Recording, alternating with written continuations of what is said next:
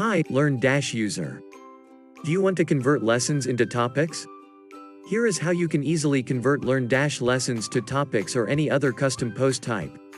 Step 1. Install Post Type Switcher plugin from WordPress plugin directory.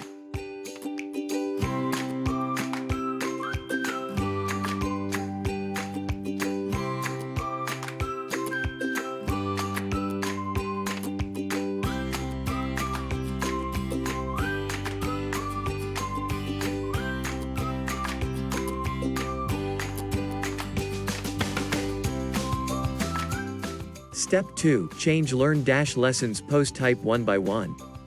Go to Learndash LMS in WordPress Dashboard. Click on the lesson link.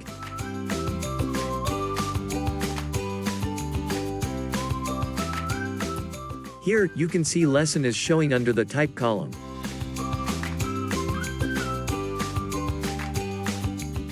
Now click the quick edit link of your lesson. And you will find Post Type drop-down box. Change your post type option to Topics. Now click Update. Your lesson will convert to topic within a second.